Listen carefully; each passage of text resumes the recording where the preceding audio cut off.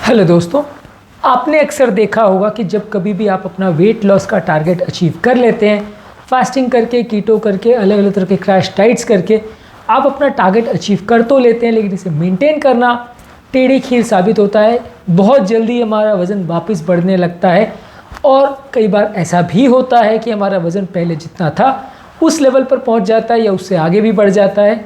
हम इसे कंट्रोल नहीं कर पाते हैं। तो आज हम बात करेंगे ये प्रॉब्लम रोकने के लिए क्या क्या कर सकते हैं, हम कौन कौन से ऐसी यूज़फुल टिप्स हैं जो इस मामले में हमारी मदद करेंगे और क्या प्रैक्टिकल सॉल्यूशंस है इस योयो डाइटिंग फिनोमेना से बचने के लिए, यानी वज़न कम होना और वापस फिर बढ़ जाना, फिर कम करना, फिर बढ़ जाना, ये जो रिवर्सिबल बार बार प्रोसेस होता है, इसको रोकने के लिए क्या क्या इंपॉर्टेंट चीज़ें आप कर सकते हैं। ये टॉपिक काफ़ी यूज़फुल होगा, इसमें काफ़ी प्रैक्टिकल सॉल्यूशंस होंगे जो आपको मदद करेंगे अपने वज़न को वापस बढ़ने से रोकने के लिए। टॉपिक पर जाने से पहले जो लोग हमारे चैनल पर नए हैं उन्हें रिक्वेस्ट करूँगा कि चैनल को सब्सक्राइब करें, वीडियोस को लाइक करें और साइंटिफिकली करेक्ट और यूज़फुल इन्फॉर्मेशन के लिए चैनल को देखते रहें।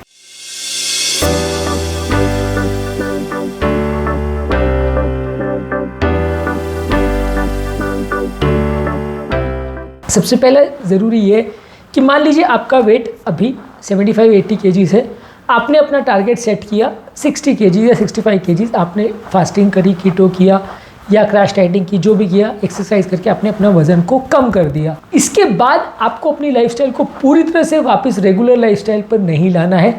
ये एक काफ़ी बड़ा मिसकंसेप्शन, मिथ ये है लोगों का कि उनको लगता है कि एक बार उन्होंने अपना वेट अचीव कर लिया तो वापस अपने पुराने डाइट्स पर जा सकते हैं और पुरानी जो भी वो गलतियाँ करते थे, जो भी प्रॉब्लम्स वो करते थे, जिसके कारण से उनका वज़न बढ़ा था, यानी कि बहुत ज़्यादा खाना, बहुत अनकंट्रोल वे में खाना, एक्सरसाइज नहीं करना, अनकंट्रोल वे में अपना पूरा डाइटरी बिहेवियर को मैनेज करना, ये सारी गलतियां जो लोग पहले करते आ रहे थे, आपको उसको पूरी तरह से अडॉप्ट आप नहीं कर सकते। आपको थोड़ा बहुत पार्शियल डाइटिंग मोड में तो रहना ही पड़ेगा।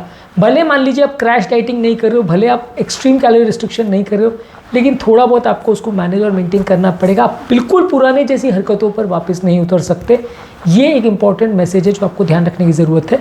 अगला चीज़ ये कि जैसे आप अपना डाइटिंग पैटर्न को एडजस्ट और मेंटेन कर रहे हो, तो आप अपना जो ट्रांजिशन है उसको ग्रेजुअल करिए। कई बार क्या होता है, लोगों को लगता है आज से मेरा डाइटिंग बंद, आज मेरा वजन 60 हो गया, बस आज ख़त्म, कल से मेरा डाइटिंग ख़त्म और अब नॉर्मल खाना चालू हुआ, पिज़्ज़ा बर्गर जो मेरे को मन करेगा मैं खाऊंगा।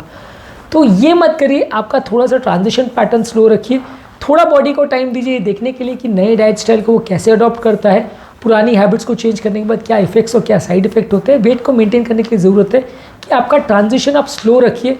मान लीजिए आप एक ऐसे डाइट ले रहे थे कि जो कि कम्प्लीटली इंटरमिटेंट फास्टिंग था या कीटो डाइट था, जो भी था, थोड़ा सा आप अपने नॉर्मल डाइट पे आने की कोशिश करिए। वंस इन ए वाइल अपने आप को चेंज करने का प्रयास करिए। वंस इन ए वाइल अपना रेगुलर पुराना डाइट लेके देखिए और फिर देखिए उसका कैसा इफेक्ट होता है। मान लीजिए अगर आप ट्रांजिशन कर भी रहे तो पहले अगर आप 7 दिन खराब बाहर का खाना खाते थे, 7 दिन आप अगर आउटसाइड फूड खाते थे, जंक फूड, ऑयली फूड खाते थे, तो अब आप हफ्ते में 1 दिन अपने आप को अलाउ करिए, हफ्ते में 2 दिन अलाउ करिए। अगर 1 दिन से प्रॉब्लम नहीं हो रही तो 2 दिन करिए। मेनली आपने डिसाइड कर लिया कि चलिए संडे के संडे आपको बाहर का खाना है, जो पहले आप खाते थे वैसे आप कर सकते हो, तो संडे के संडे करते रहिए तब तक जब तक आपका वेट मेंटेन रहे। जब वज़न वापस बढ़ने लगे तो उसको बंद कर दीजिए। अगर चल रहा है तो फिर मे बी 2-4 महीने के बाद आप एक आध दिन और भी अलाउ कर सकते हो कि मे बी वेडनेसडे और संडे 2 दिन मैंने फिक्स कर लिया कि जिसमें मेरे को अपना नॉर्मल पुराना वाला डाइट खाना अलाउड है, बाकी चीज़ें पहले जैसे चल रही थी वैसे ही चलने दीजिए। तो ये एक इंपॉर्टेंट या यूज़फुल टिप है कि यदि आप मान लीजिए अगर अपना वेट को मेंटेन करना चाह रहे हैं तो पूरा पुराने डाइट पे चले जाना या पूरा गलतियों को वापस से चालू कर देना, वैसा करने के बदले थोड़ा बहुत खुद को अलाउ करें तो अच्छा है।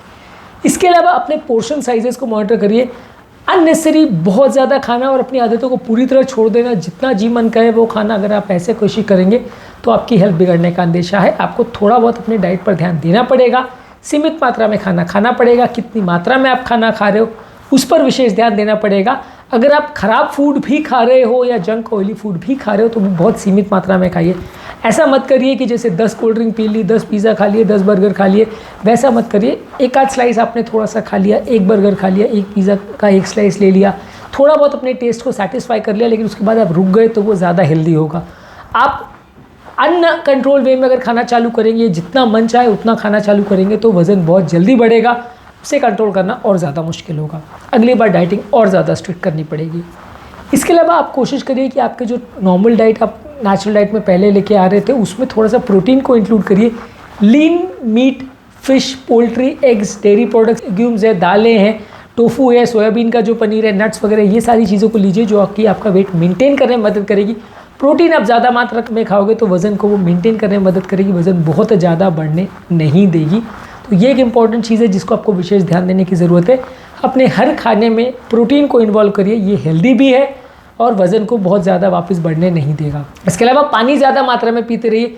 पानी अक्सर भूख को बहुत बढ़ाता है। आप बहुत ज़्यादा मात्रा में जब पानी की प्यास लगती है तो अक्सर आप पानी या उसके बदले कुछ और चीज़ें लेना चालू कर देते हो तो वज़न बढ़ता है। अक्सर जब आप फ्रूट जूसेस या कोल्ड ड्रिंक उसके बदले ले लेते हो तो वज़न बढ़ता है। प्लस ये आपकी भूख को भी ड्राइव करता है क्योंकि ब्रेन के लगभग भूख वाले सेंटर को भी इससे एक्टिवेशन मिल सकता है।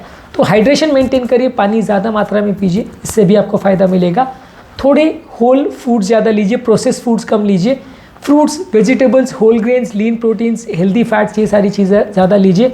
बहुत ज़्यादा पिसी हुई, तली हुई या बहुत ज़्यादा मैश की हुई चीज़ों को मत खाइए। ज़्यादा प्रोसेस की हुई फूड प्रोडक्ट्स में फाइबर कंटेंट अक्सर कम हो जाता है तो आपका हेल्थ बेनिफिट्स उससे चला जाता है। तो बहुत ज़्यादा प्रोसेस फूड के बदले होल फूड्स को ज़्यादा ले तो ज़्यादा अच्छा है। इसके अलावा साथ में आपकी एक्सरसाइज को भी मेंटेन रखिए। मान लीजिए अगर आपने वज़न कम करने के लिए बहुत ज़्यादा आपने एक्सरसाइज करी, वज़न कम हो गया, लेकिन कम होने के बाद आपकी एक्सरसाइज को पूरी तरह से बंद मत कर दीजिए, थोड़ा बहुत एटलीस्ट उसको चालू रखिए। यदि आप थोड़ी मात्रा में एक्सरसाइज कर रहे हैं, पहले मान लीजिए आप 2 घंटे करते तो अभी 1 घंटे आप कर रहे हो, तो इससे आपका वेट मेंटेन रहेगा, वज़न वापस नहीं बढ़ेगा। मान लीजिए आपने 2 घंटे के बदले सीधा 0 कर दिया तो 400-500 कैलोरी जो एक्सरसाइज में लूज़ कर रहे थे वो पूरा बॉडी में जाने लगेगा, वज़न बढ़ने लगेगा। तो एक्सरसाइज को भले कम कर दीजिए लेकिन उसको चालू ज़रूर रखिए। इससे आपका बॉडी का कंट्रोल भी बेटर रहेगा, प्रोटीन का यूटिलाइजेशन भी बेटर रहेगा, जो मसल टोन है वो भी मेंटेन रहेगा क्योंकि मसल टोन एक्स्ट्रा होने से ये मसल्स भी हमारी कैलोरी को यूटिलाइज करते, थोड़ा बहुत ये भी खाना खाते रहते, एक्स्ट्रा जो मसल्स होते हैं। यदि हम एक्सरसाइज को पूरी तरह से बंद कर देंगे तो वो वज़न वापस बढ़ने लगेगा और आपका मसल मास चला जाएगा, जिसकी वजह से कैलोरी कंजम्पशन आपका बेसल मेटाबॉलिक कम हो जाएगा, तो आपका वज़न और जल्दी बढ़ेगा। इसके अलावा आपका जो वेट है उसको रेगुलर बेस पे मॉनिटर करते रहिए। मान लीजिए आपने 60 अचीव कर तो लिया, लेकिन हर रोज़ या हर 2-3 दिन में आप अगर चेक करते रहोगे तो आपको पता चलेगा कि भाई मेरा 60 से 61 हो रहा है, 62 हो रहा है। जब वापस बढ़ना चालू हो गया तो इसका मतलब आपको समझ में आ जाएगा कि आप अभी जो अननेचुरल एक्टिविटीज़ कर रहे हो या जो नॉर्मल आपकी आदतें बन गई है उसको आपको वापस रिवर्ट करना पड़ेगा, नहीं तो बाद में पछताना पड़ेगा। तो आप रेगुलर चेक करते रहोगे तो जल्दी सिग्नल्स आपको मिल जाएंगे। अब मान लीजिए आपने वेट चेक किया 3 महीने के बाद, जब 60 से आप वापस 70 पे पहुंच चुके हो तो वापस उसको अचीव करना या वापस उस लेवल पर आना फिर से उतनी मेहनत करनी पड़ेगी। तो इसलिए रोज़ मॉनिटरिंग करेंगे तो गलती होने का चांस कम है। एक आध दिन में आपको लगा चलो 100 ग्राम बढ़ा, 200 ग्राम बढ़ा, नहीं फ़र्क पड़ रहा, लेकिन जब 2 या 3 किलो रेगुलर बेस पे बढ़ा हुआ मिल रहा है, 60 से 62, 63, 64 जाते जा रहा है, तो फिर आपको समझ में आ जाएगा कि भाई ये मेरा आउट ऑफ कंट्रोल जा रही चीज़ है, अब मुझे वापस अपने पुराने डाइट पे आना पड़ेगा या ज़्यादा रेस्ट्रेंट रखना पड़ेगा, ज़्यादा ध्यान रखना पड़ेगा, नहीं तो मेरा वज़न वापस जो 75 से 60 आया था वापस 75 पे चला जाएगा। तो मॉनिटरिंग करना बहुत ज़्यादा ज़रूरी है। अगला इंपॉर्टेंट टिप ये है कि आपको जो भी आपकी डाइटरी पैटर्न है उसमें कंसिस्टेंसी और स्टेबलाइजेशन मेंटेन करना है। ये सारी चीज़ों को, अपने प्रॉपर डाइट को, अपनी प्रॉपर एक्टिविटी को ज़िंदगी का हिस्सा बना लेना है। यदि आप कोई भी डाइट को क्रैश डाइट की तरह करके 2-4 महीने करके छोड़ने का अगर आपका इरादा रखते हैं तो आपको लॉन्ग टर्म रिजल्ट्स उतने अच्छे नहीं मिलेंगे। आपको ये कोशिश करनी है कि इन सब चीज़ों को अपनी ज़िंदगी का हिस्सा बना लें, इसको लंबे समय तक मेंटेन करें, कंसिस्टेंटली इन काम में लगे रहें। भले आप पहले से कम करें, पहले मान लीजिए आप फास्टिंग 18 घंटे कर रहे थे तो अभी 12 घंटे कर लीजिए, 13 घंटे कर लीजिए, थोड़ा कम कर लीजिए, लेकिन पूरी तरह से बंद मत करिए, क्योंकि अगर आप पूरी तरह से इसको बंद कर देंगे तो वापस उस लेवल पर आने में और वापस उस फास्टिंग को अचीव करने में आपको ज़्यादा मेहनत करनी पड़ेगी, फिर से उसे अपनी आदत बनाने में ज़्यादा मेहनत करनी पड़ेगी। तो इसलिए कोशिश करिए कि जो आपका जो पैटर्न था उसी को मेंटेन करिए। फिर थोड़ा इंटेंसिटी कम कर दीजिए।